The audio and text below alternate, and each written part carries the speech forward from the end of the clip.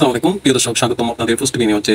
আজ আমরা তুলে ধরবো এমন এক তরুণের গল্প যার নিঃস্বার্থ আত্মত্যাগে বদলে গেছে বাংলাদেশের ইতিহাসের দ্বারা। তিনি লোহাগড়া উপজেলায় এক সাহসী সন্তান শহীদ ইসমাম, যিনি 24 আন্দোলন এ জীবন বিসর্জন দিয়ে রেখে গেছেন অমর দৃষ্টান্ত।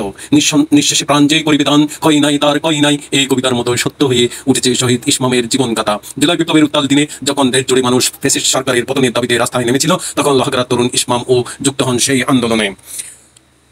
ছাত্র অবস্থায় ঢাকায় একটি কলেজে লেখাপড়ার পাশাপাশি তিনি দোকানে চাকরি করতেন পরিবারের জীবিকা নির্বাহের জন্য। কিন্তু দেশের জন্য ভালোবাসা তাকে টেনে নেয় আন্দোলনের মিছিলে। পুলিশের গুলিতে নিহত হন ইসমাম। তার রক্তে লেখা হয় স্বাধীনতার নতুন অধ্যায়, যার মধ্যে দিয়ে পতন ঘটে ফ্যাসিস্ট সরকারের। আর সেই আত্মত্যাগকে ভুলে যায়নি কেউ। বিশেষ ইন্টারিম গভর্নমেন্ট সহ বিভিন্ন রাজনৈতিক দল তার পরিবারের খোঁজখবর নিচ্ছে নিয়মিত। উপজেলা নির্বাহী কর্মকর্তা মোহাম্মদ সাইফুল ইসলামের নির্দেশনায় উপজেলা জামাতের সেক্রেটারি জনাব নম মোহাম্মদের নেতৃত্বে শহীদ ইসমামের ভাই মুহিবুল ইসলাম জন্য দোকান করার জায়গার ব্যবস্থা করে দেওয়া হয়েছে, যাতে পরিবারটির জীবনে কোনো আর্থিক কষ্ট না থাকে। তার মা বাবা বলেছেন, ছেলেকে হারানোর বেদনা কখনো পূরণ হবে না, কিন্তু জাতি তার আত্মত্যাগের মর্যাদা দিচ্ছে, এটাই আমাদের সান্ত্বনা।